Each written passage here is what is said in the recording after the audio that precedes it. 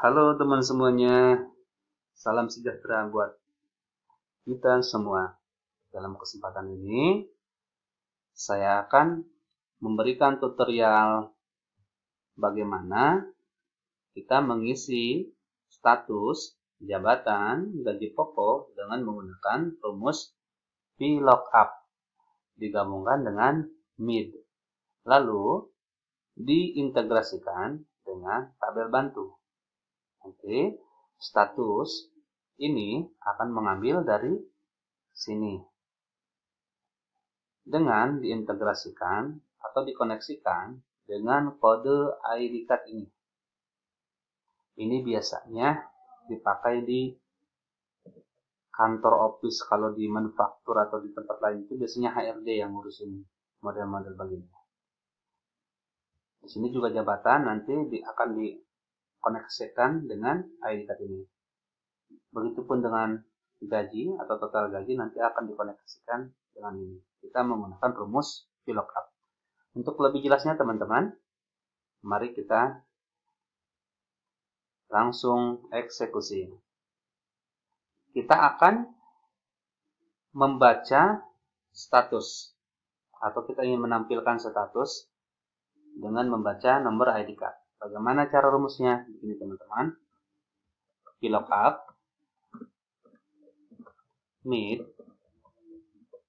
lalu kita sorot nomor ID card-nya,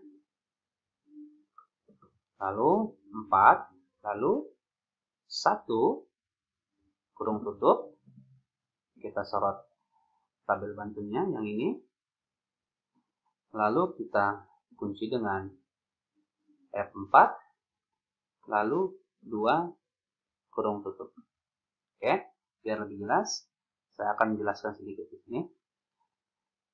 VLOOKUP MID, lalu disorot ID card, lalu 4. 4 ini membaca nomor ID card 4,1. Di sini adalah cara bacanya huruf keempat dan hanya huruf itu yang dibaca. Makanya di sini 1. 1, 2, 3, 4. 1 berarti angka atau huruf K yang dibaca. K ini akan dibaca. Lalu tabel di sini ini K. Lalu ini statusnya kawin, berarti di sini 2 ini adalah membaca status ini atau kolom kedua. Ini kolom pertama, ini kolom kedua. Jadi status-status yang di sini nanti akan dibaca di sini semuanya. Oke, kita enter. Nah, oke, kita copy paste ke bawah. Nah, terbacalah di sini. Ada yang kawin, ada yang belum kawin, ada juga yang jomblo. Yang jomblo indikatornya adalah apa di sini? Z. Kita lihat, benar tidak huruf keempatnya adalah Z. 1, 2, 3, 4. Z. 1, 2, 3, 4. Z. Jomblo. Oke, dapat dipahami teman-teman. Selanjutnya kita ke jabatan. Kita ingin mengisi jabatan menggunakan tabel bantu di sini. Oke, VLOOKUP, lalu MID. Seperti biasa kita sorot nomor ID card-nya. 5, 2, lalu kita sorot di sini. Kita kunci dengan F4, lalu 2.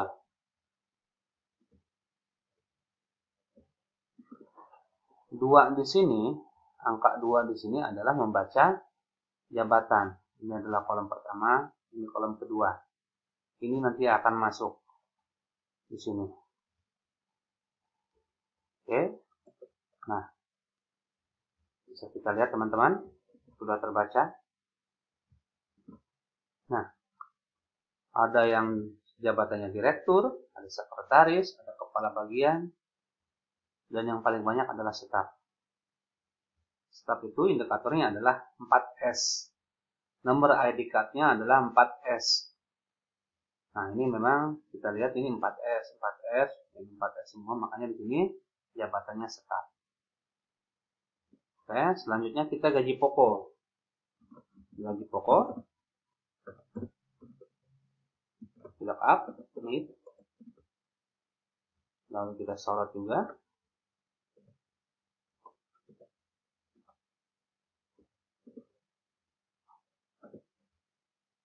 Lalu kita sorot ininya. Lalu 3. Kenapa 3? Karena kita membaca gaji atau gaji pokoknya di sini yang kita baca. Total gajinya yang kita baca. Kolom 1, kolom 2, kolom 3. Oke teman-teman, bisa kita lihat.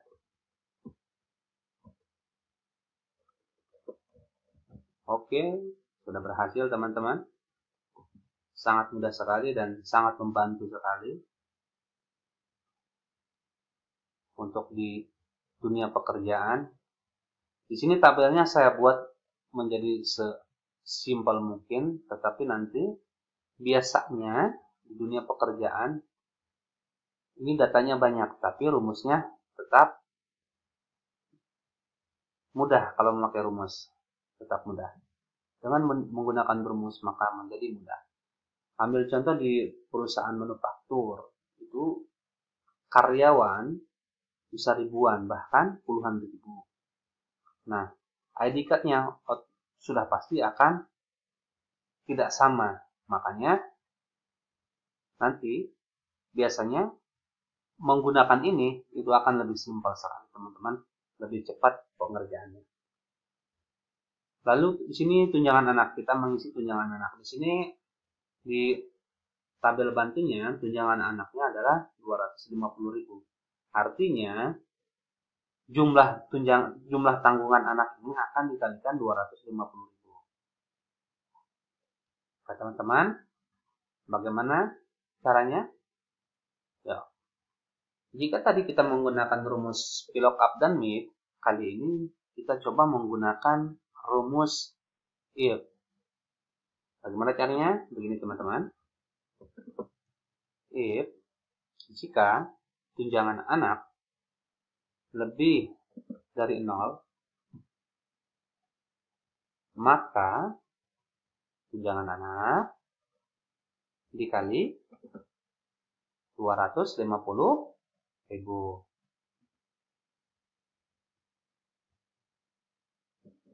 Jika tidak memiliki anak, maka 0. Atau jika tidak memiliki jumlah tanggungan anak, tidak dapat tunjangan anak, gitu kan bahasanya, pengertiannya. Oke, di sini terbacanya atas nama Ibnu Malik memiliki jumlah tanggungan 2, mendapatkan tunjangan anaknya 500.000. Dari mana ini? 2 dikali 250.000. Oke, ini kita copy teman-teman ke bawah. Nah, di sini beragam ya teman-teman. Ada yang dapat 500.000, ada yang dapat 250.000, ada juga yang tidak dapat. Kenapa tidak dapat? Karena tidak memiliki jumlah tanggungan. Berarti tidak memiliki jumlah tanggungan itu tidak dapat tunjangan anak. Oke, dapat dipahami ya teman-teman. Lalu selanjutnya di sini kita mau mengisi total pendapatan. Kalau di sini di kolom ini adalah gaji pokok. Kalau total pendapatan itu artinya pendapatan yang masuk atau pendapatan yang diterima. Di sini ada 2 pendapatan yang diterima, yaitu gaji pokok dan tunjangan anak. Maka ini gaji pokok. Ini rumus yang sangat gampang kalau yang ini ya. Ini konvensional. Nah, ditambah tunjangan anak. Ini dia hasilnya.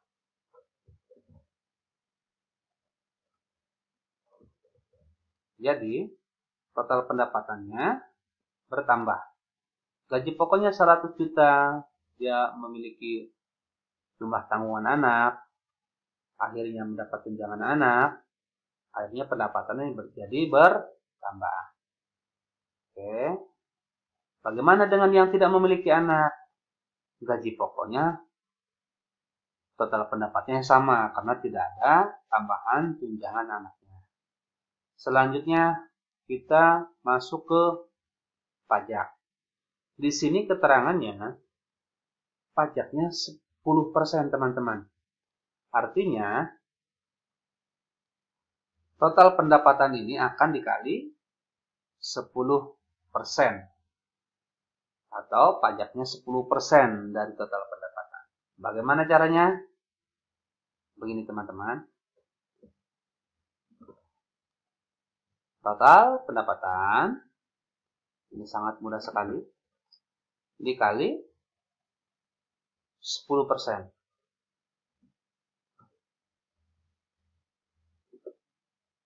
Maka pajaknya dapat terbaca di situ teman-teman.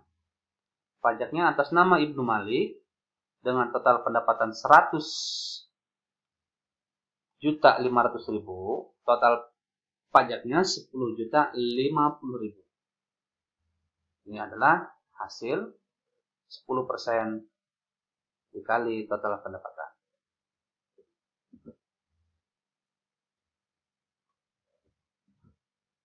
Oke teman-teman.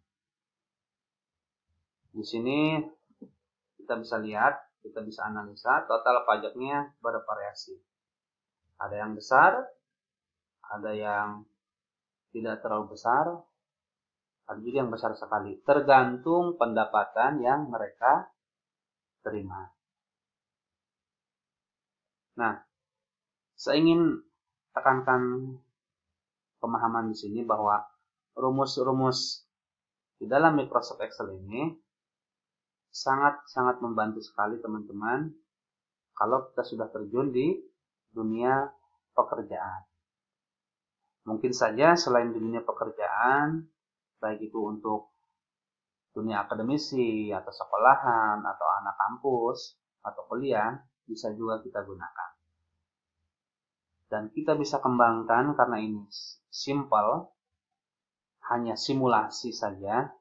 Nanti aktualnya barangkali berpuluh-puluh atau beratus-ratus, bahkan beribu-ribu data. Kita bisa kembangkan, kita bisa improve bagaimana kita bisa menampilkan data-data dengan cepat, dengan menarik. Tentunya juga mengerjakannya kita tidak terlalu kepayahan, karena kita dibantu oleh rumus di Microsoft Excel. Demikian teman-teman, kiranya tutorial yang saya bagikan mudah-mudahan sekali lagi bisa bermanfaat buat teman-teman, buat yang membutuhkan. Kurang lebihnya mohon maaf. Saya ucapkan terima kasih.